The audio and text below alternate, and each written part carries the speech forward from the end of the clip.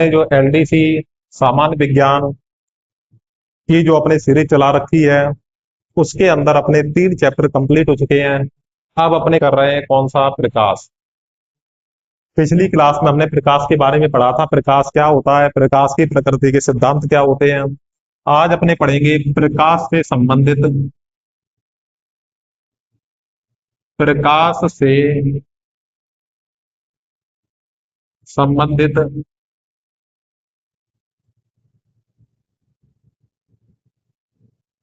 कुछ शब्दावलियां शब्दावली के प्रकाश से संबंधित कुछ शब्दावली की कुछ परिभाषाएं कौन कौन सी जो महत्वपूर्ण है, जो हमें प्रकाश के लिए पढ़नी चाहिए। तो सबसे पहले हम बात करेंगे किसकी? तरंग दैर्ध्य। तरंग दैर्ध्य होता है, इसका जो प्रतीक होगा किसके द्वारा लिखा जाता है? इसे लिखा जाता है इस तरीके से, अपने उल्टा बाई बना देते हैं और इसको बोला जाता है लैम्डा। तो तरंग दैर्ध्य को किसके द्वारा लिखा जाता है? लैम्डा के द्वारा। तरंग दैर्ध्य क्या होता है? किसी तरंग के द्वारा एक चक्कर पूरा करने में जो दूरी तय की जाती है, उस दूरी को अपने क्या बोला जाता है? तरंग दैर्ध्य। तो इसकी परिभाषा आप लिखोगे, चलो मैं यहीं से स्टार्ट कर देता हूं कि एक चक्कर पूरा करने में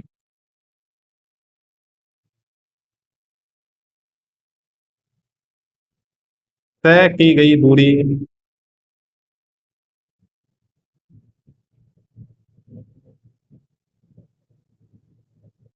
तरंग दैर्ध्य कहलाती है। तरंग दैर्ध्य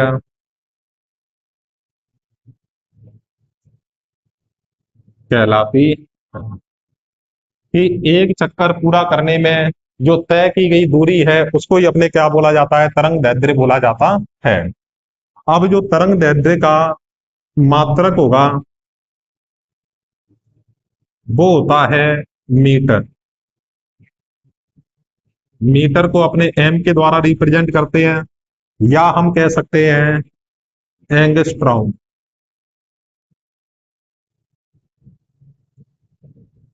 एंगस्ट्रॉम जैसे ए के ऊपर क्या लगा देते हैं? बिंदी लगा देते हैं, तो इसको एंगस्ट्रॉन बोला जाता है। कई जगह एंगस्ट्रॉन और कई जगह एंगस्ट्रॉम। तो ये अपने क्या हो गया? तरंग दैर्ध्य। इसी प्रकार से एक और जो महत्वपूर्ण परिभाषा आती है वो है अपने आवर्ती की, जिसको अपने फ्रीक्वेंसी बोला जाता है। तो 2 नंबर अपने बात करेंगे आवर्ती, कि एक सेकंड में किए गए कंपनों की संख्या, एक सेकंड में किए गए कंपनों की संख्या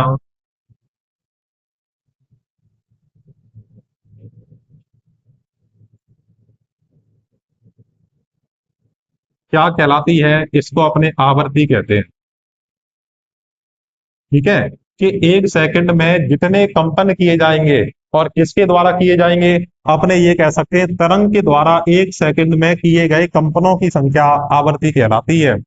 और आवर्ती का जो प्रतीक होता है, प्रतीक का मतलब इसे किसके द्वारा रिप्रेजेंट किया जाता है? तो इस तरीके से, और इसको बोलते हैं म्यू। क्या बोला जाता है? म्यू। और साथ में इसका जो मात्रक होगा, मात्रक होता है आवर्ती का, वो होता है हर्ट्ज। और हर्ट्ज को अपने एच जेड के द्वारा रिप्रेजेंट करते हैं। तो एच जेड को अपने क्या बोलते हैं? हर्ट्ज बोलते हैं। और इसकी जो परिभाषा है वो अपने ये, कई बार पेपरों में आवर्ती की परिभाषा मात्रक से संबंधित पूछ लिया जाता है। 3 नंबर पे जो परिभाषा होगी वो है अपने आयाम।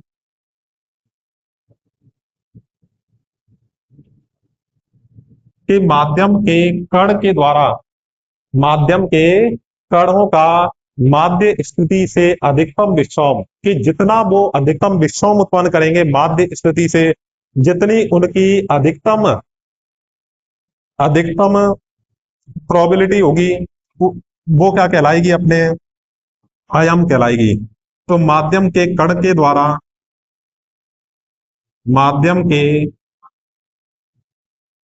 के द्वारा माध्य स्थिति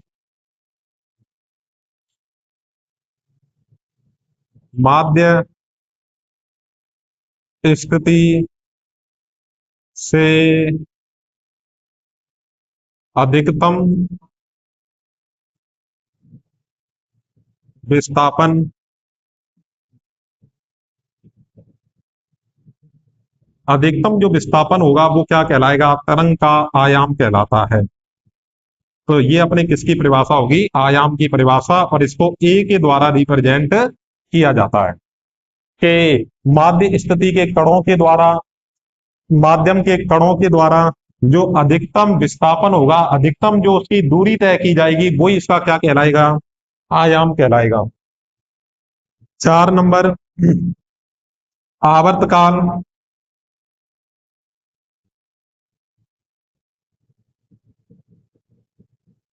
कि इसमें क्या पढ़ेंगे, अपने आवर्तकाल के बारे में पढ़ेंगे कि एक चक्कर पूरा करने में जो दूरी तय की जाती है वो तो होती है तरंग दैर्ध्य, और एक चक्कर पूरा करने में जो समय लिया जाता है वो क्या कहलाता है, आवर्तकाल। कि एक चक्कर किसके द्वारा, तरंग के द्वारा, एक चक्कर पूरा करने में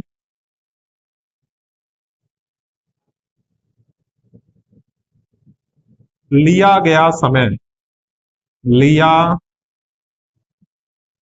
गया समय क्या कहलाता है, आवर्त काल।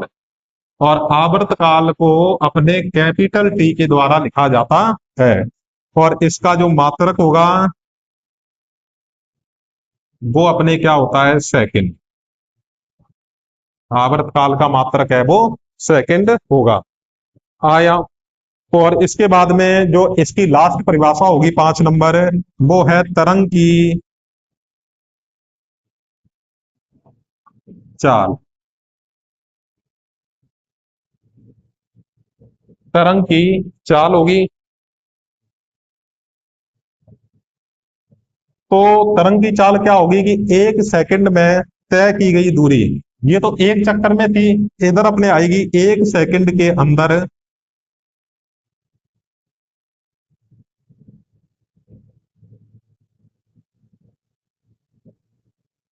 तय की गई दूरी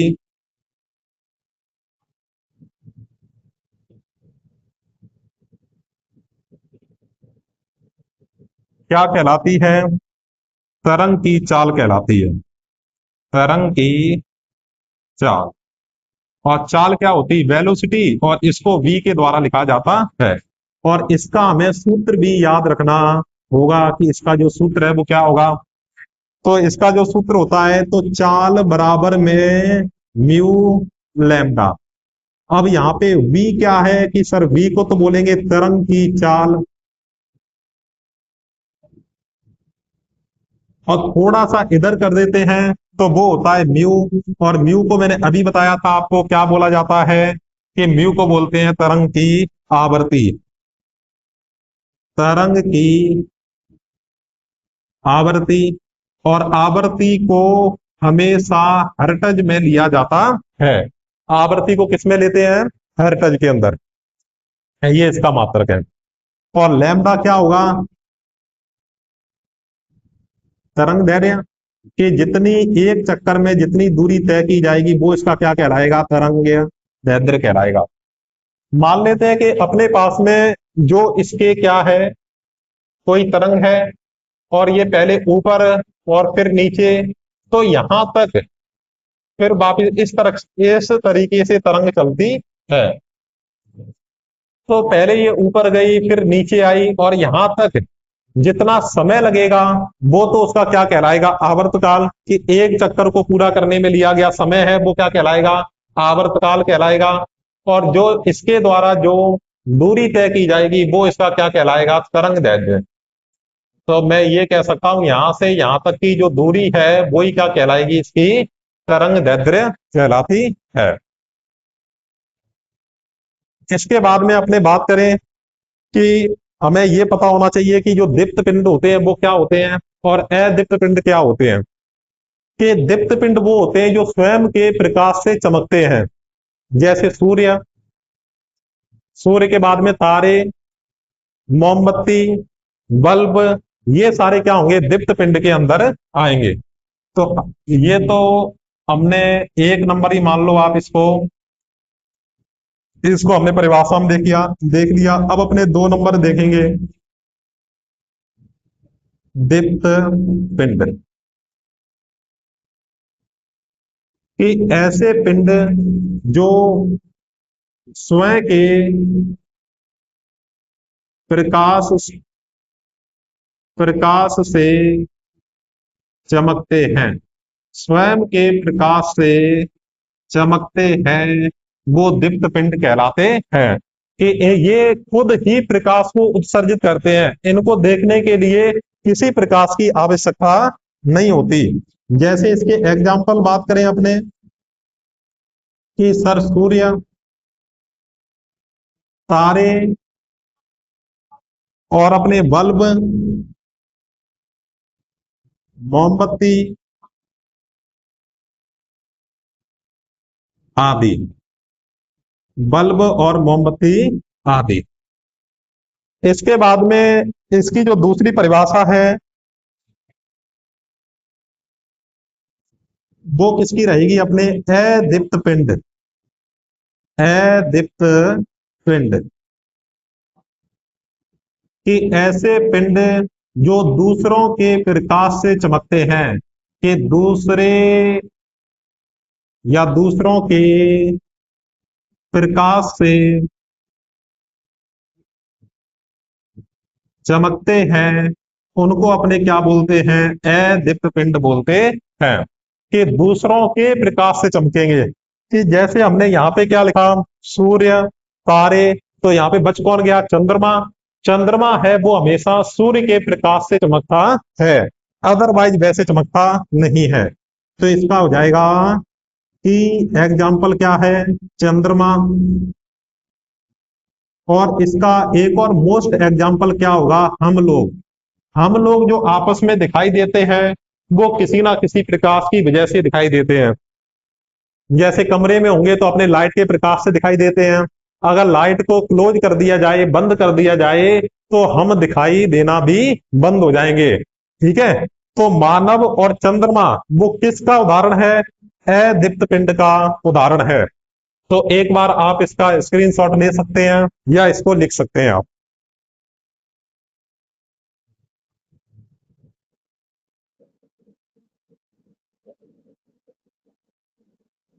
तो यहां तक आपने समझ लिया होगा।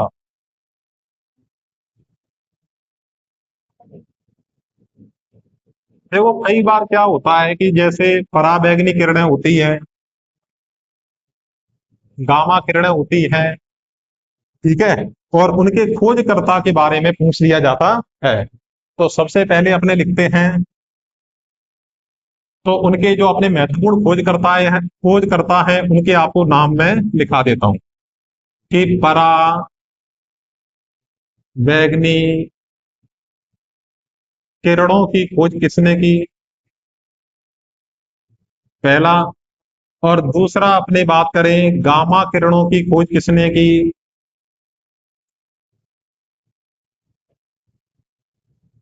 तीसरा दृश्य प्रकाश की खोज किसने की, जो देखने वाला प्रकाश होता है जिसमें दिखाई देता है दृश्य प्रकाश या किरणें। ठीक है। तो ये अपने किसने खोज की,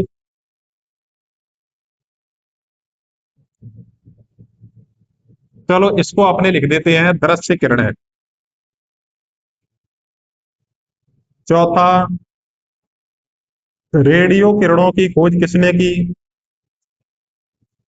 ये तो आप जानते भी होंगे कि रेडियो किरणों की खोज है वो अपने मार्कोनी ने की थी। और एक जो आपका बचता है लास्ट 5 नंबर जो महत्वपूर्ण है वो रे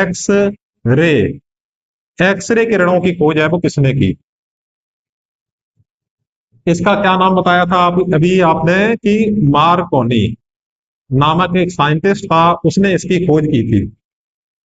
पराबैंगनी किरणों की खोज है वो किसने की? गामा किरणों की, दृश्य प्रकाश की। ये जो एक्सरे है इसकी खोज की थी अपने रोजन नामक वैज्ञानिक ने, रोजन। और गामा किरणों की खोज अपने की थी वैकेरल एंड क्यूरी। ये साइंटिस्ट थे वैकेरल एंड क्यूरी, इन्होंने किसकी? गामा किरणों की खोज की। और दृश्य किरणों की खोज करने वाले जो वैज्ञानिक था वो था न्यूटन। और पराबैंगनी किरणों की खोज है वो रीटर नामक वैज्ञानिक ने की थी, रीटर ने की थी। तो ये अपने कुछ क्या है कि महत्वपूर्ण किरणें हो गई और उनके खोजकर्ता हो गए, तो इनको आपको विशेष रूप से ध्यान रखना है। इसके बाद में अपने पढ़ेंगे किसमें, एक अपने जो महत्वपूर्ण टॉपिक है, कौन सा? परावर्तन।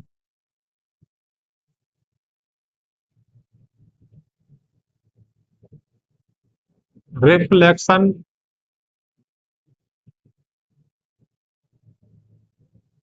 कि देखो इसमें परिभाषा नहीं, लेकिन आपको इसको समझना जरूरी है।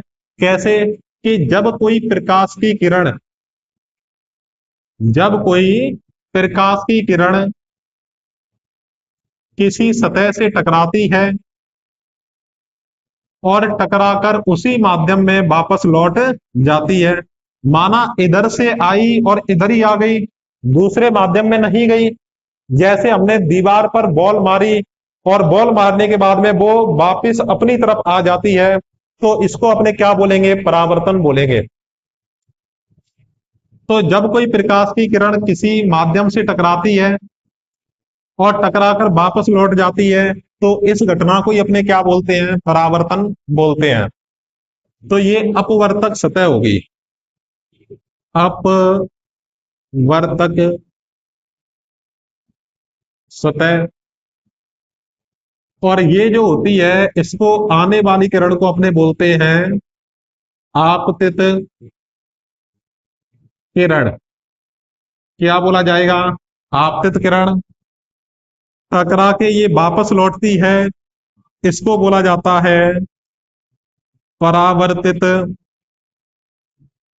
किरण। आने वाली किरण को ये सर आपतित किरण, टकरा के वापस जाने वाली किरण को परावर्तित किरण।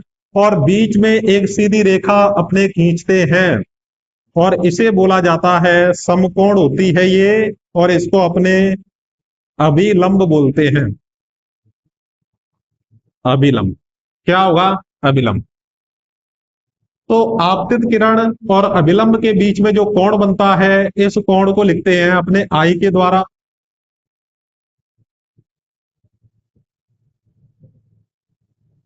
कोण आई होगा। और परावर्तित किरण और अभिलंब के बीच में जो कोण बनता है वो कोण आर होगा।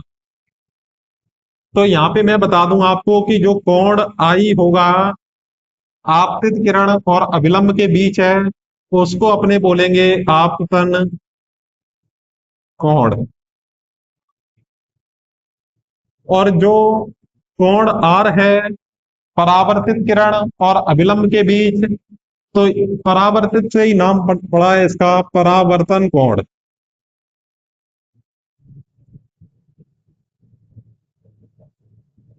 इसकी आपको समझ में आ गई होगी कि क्या परिभाषा होगी सर?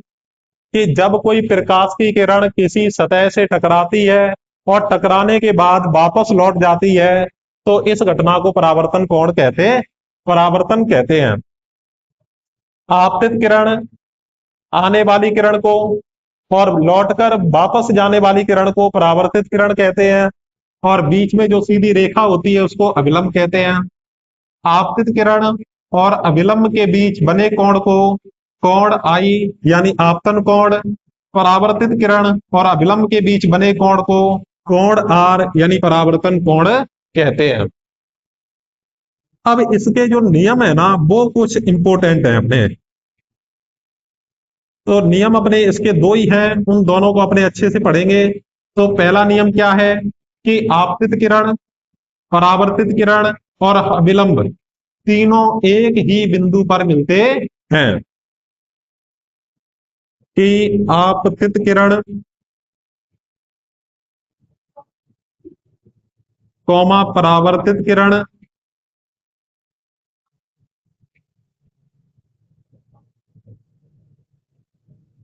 कौमा अभिलंब,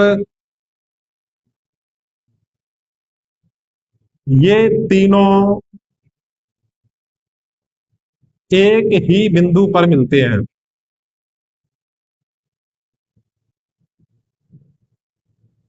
एक ही बिंदु पर मिलते हैं।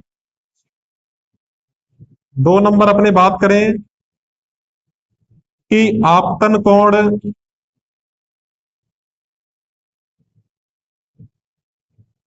जिसको अपने कोण आई के द्वारा लिखा जाता है बराबर होता है किसके, परावर्तन कोण के।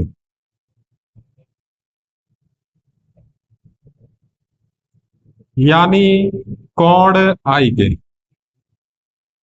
अच्छा ये आई हो गया तो ये वाला क्या हो जाएगा, परावर्तन वाला कोण आर, जो कि हमने ऊपर देख रखा है। तो इसके दो ही सामान्य से नियम है कि आपतित किरण, परावर्तित किरण, अभिलंब तीनों एक ही बिंदु पर मिलते हैं और आपतन कोण है और परावर्तन कोण एक दूसरे के बराबर होते हैं। इसके बाद में अपने आगे पढ़ेंगे।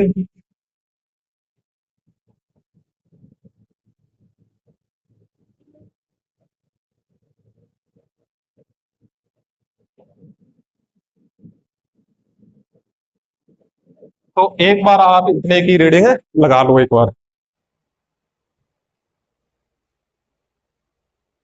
तो हमने परावर्तन की परिभाषा देखी कि जब कोई प्रकाश की किरण किसी सतह से टकराती है और टकराने के पश्चात वापस लौट जाती है तो प्रकाश की इस घटना को परावर्तन कहते हैं।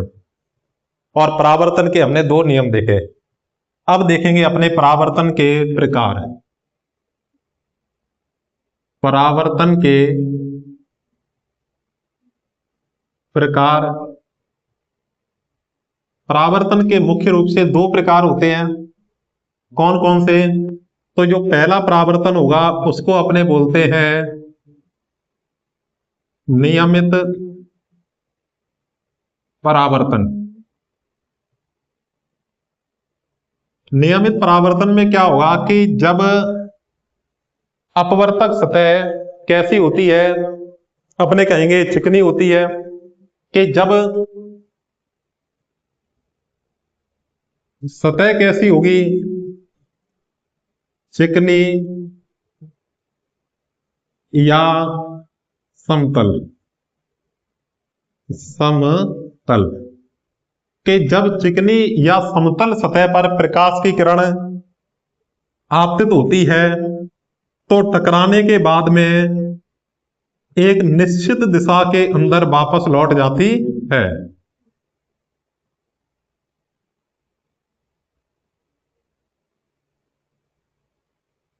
तो इस प्रकार के परावर्तन को अपने क्या बोलते हैं, नियमित परावर्तन। और नियमित परावर्तन का अपने जो उदाहरण होगा वो क्या है कि जितने भी दर्पण होते हैं वो सारे नियमित परावर्तन करते हैं। 2 नंबर पे बात करें विसरित परावर्तन। इसमें क्या है कि जो सतह होगी वो खुरदरी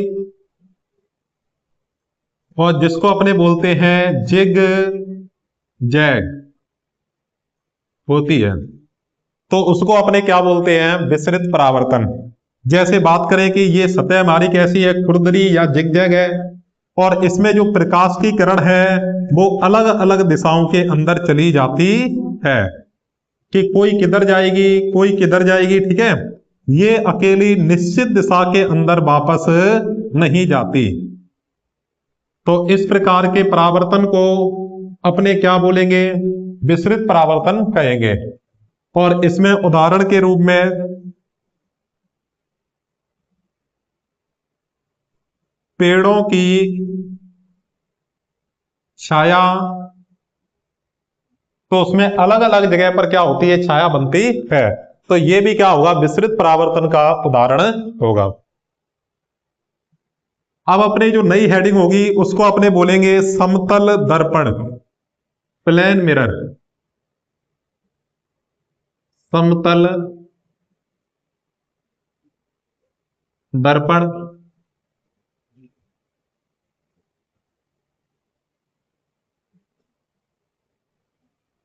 प्लेन मिरर, इसके अंदर जो प्रतिबिंब बनता है कि समतल दर्पण में किस प्रकार का प्रतिबिंब बनता है, तो आभासी, सीधा और वस्तु के बराबर। आभासी, सीधा व वस्तु के बराबर प्रतिबिंब बनेगा।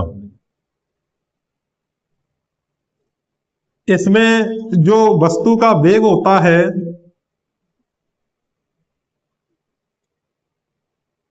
समझने की कोशिश करना आप, कि जो वस्तु का वेग होता है वो 2 गुना हो जाता है, और किसके अंदर, समतल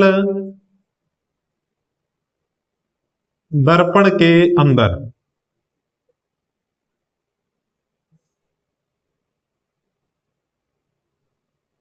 वस्तु की दूरी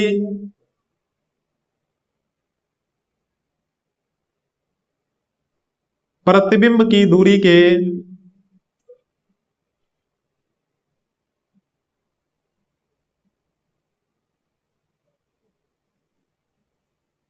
ये दोनों क्या होती है, बराबर होती है। किसी भी दर्पण के अंदर, समतल दर्पण के अंदर, कि समतल दर्पण से जितनी दूरी पर वस्तु होगी उतनी दूरी पर क्या बनेगा, समतल दर्पण के अंदर प्रतिबिंब बनेगा।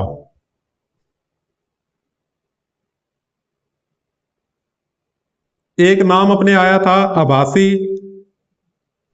कि इसमें प्रतिबिंब को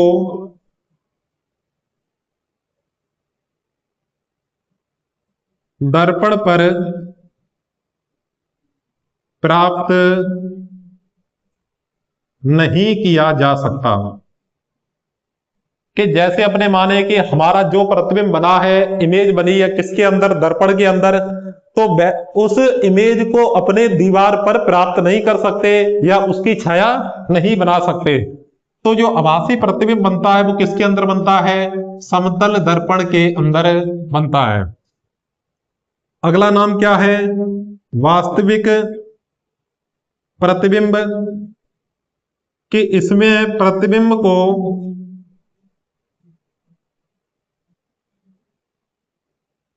दर्पण पर प्राप्त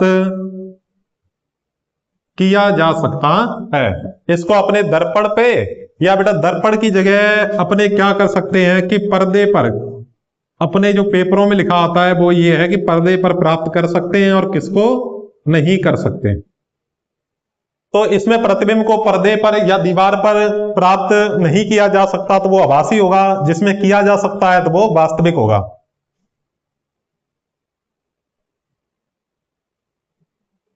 पार्श्व परावर्तन, कि जब वस्तु का दायां भाग, ऐसा दर्पण जिसमें वस्तु का दायां भाग बायां और बायां भाग दायां दिखाई देता है, तो इस प्रकार के परावर्तन को अपने पार्श्व परावर्तन कहते हैं। जैसे उदाहरण स्वरूप अपने बात करें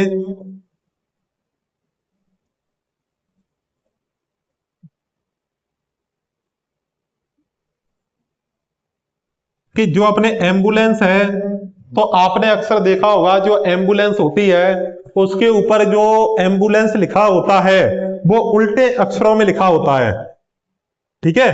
और जब उसको जो वाहन चालक देखता है अपने मिरर के अंदर, अपने समतल दर्पण के अंदर, या तो उसको ये एम्बुलेंस शब्द है वो सीधा दिखाई देता है, ठीक है। तो इस घटना को अपने क्या बोलते हैं? पार्श्व परावर्तन बोलते हैं। जैसे मैं आपके सामने खड़ा हूं, मैंने ये वाला हाथ उठाया, तो आप भी अपनी तरफ से इस साइड वाला हाथ उठाओगे। जब आप मेरी जगह आओगे इस तरीके से घूम के, तो आपका जो हाथ हो जाएगा वो ये हो जाएगा, मतलब जो दायां भाग है वो अपने क्या हो जाएगा? बायां हो जाएगा, और जो बायां भाग है वो कैसा हो जाएगा? दायां हो जाता है। तो इस प्रकार के परावर्तन को अपने क्या बोलते हैं? पार्श्व परावर्तन बोला जाता है।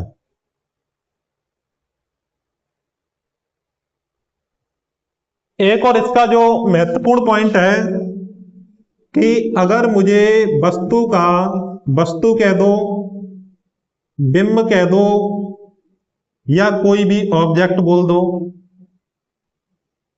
जैसे हम लोग ऑब्जेक्ट की तरह मान सकते हैं, रियल इमेज होती है वो, कि किसी वस्तु का अगर मुझे पूरा प्रतिबिंब देखना है, और देखना किसके अंदर है? समतल दर्पण में। तो क्या होना चाहिए कि जो समतल दर्पण है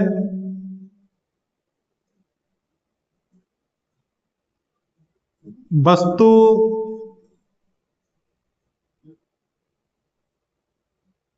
की लंबाई का, जो वस्तु की लंबाई होगी तो वस्तु की लंबाई का आधा होना चाहिए। कैसा होना चाहिए? आधा होना चाहिए।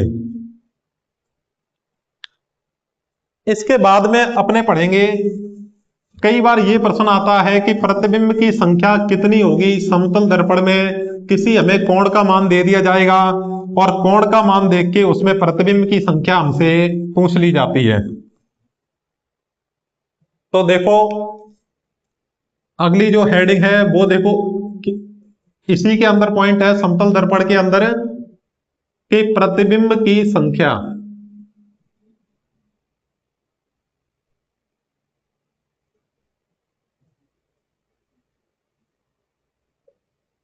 उसको n के द्वारा लिखते हैं। इसका सूत्र होता है 360 डिग्री बट्टे में थीटा, और माइनस का 1। ये सूत्र कब कब काम करेगा? जब कोई हमें सम संख्या प्राप्त होती है, या हमें भाग देने पर कोई विषम विषम सममित संख्या हमें प्राप्त होती है, तो अपने ये वाला सूत्र लगेगा। और एक और कि n बराबर में 360 डिग्री बट्टे में थीटा, जो थीटा होगा, तो ये वाला सूत्र कब लगेगा? सिर्फ इतना, जब कोई हमें विषम संख्या प्राप्त हो, और वो कैसी हो? असममित हो।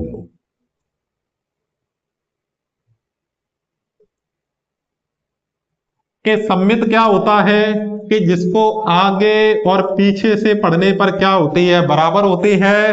जैसे 1 से 9 तक की संख्या सभी सममित होंगी, 11 भी सममित होगी, 22 भी सममित है, और 99 भी सममित है। कि जिनको आगे पीछे से पढ़ने पर बराबर संख्या मिलती है उसको अपने सममित बोलते हैं। और असममित किसे बोलते हैं? कि जो आगे और पीछे से उनको बदलने पर बराबर संख्या नहीं होती। जैसे 1 9, इसका हो जाएगा 9 1, तो ये सममित नहीं होगी। तो इस प्रकार से अपने क्या है कि हम किसी भी कोण का मान निकाल सकते हैं बड़े आसान तरीके से।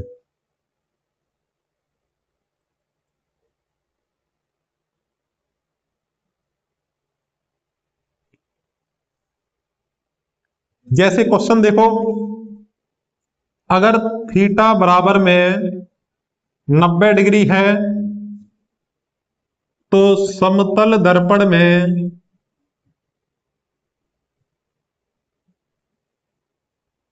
प्रतिबिंब की संख्या कितनी होगी?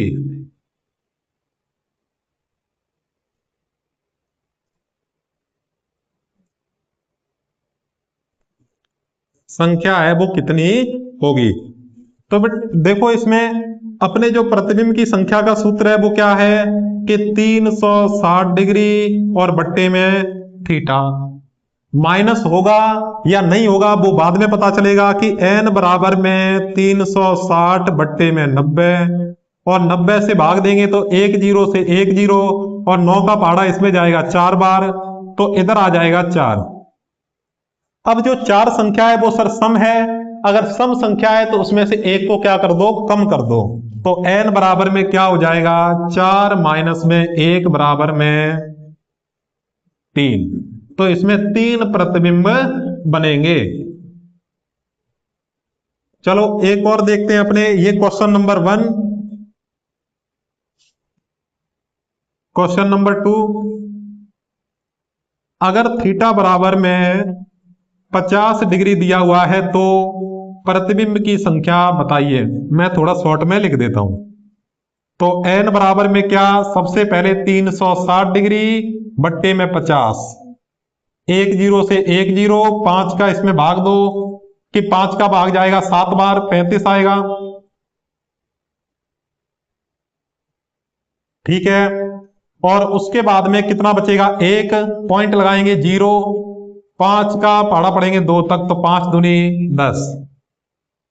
तो n बराबर में कितना आ गया, आप कहोगे कि सर n बराबर में आ गया 7.2। जब भी कोई पॉइंटों में संख्या दी गई हो तो उसके जस्ट आगे वाली संख्या लेते हैं, तो हमने ले ली 8, और जो 8 है वो सम संख्या है तो माइनस कर दो 1, और बराबर में आंसर कितना बनेगा, 7 प्रतिबिंब। तो इस प्रकार से आप किसी का भी आंसर निकाल सकते हो। क्वेश्चन नंबर 3 कि थीटा बराबर में 0 तो n बराबर में कितना होगा? तो 360 डिग्री और बट्टे में 0 और बराबर में क्या आ जाएगा, अनंत। कितने प्रतिबिंब बनेंगे, अनंत प्रतिबिंब बनेंगे। तो आज की क्लास आपको कैसी लगी आप कमेंट करके जरूर बताइएगा, और इसमें किसी भी प्रकार का डाउट है तो आप कमेंट बॉक्स में बता सकते हो। और ज्यादा से ज्यादा आप वीडियो को लाइक करें, अपने दोस्तों के साथ में शेयर करें, और एबीबी लर्निंग हब के यूट्यूब चैनल को आप सब्सक्राइब कर लें अगर आप इस चैनल पर नए हो तो, ताकि आने वाले वीडियो के आपको नोटिफिकेशन समय पर प्राप्त होते रहें। धन्यवाद।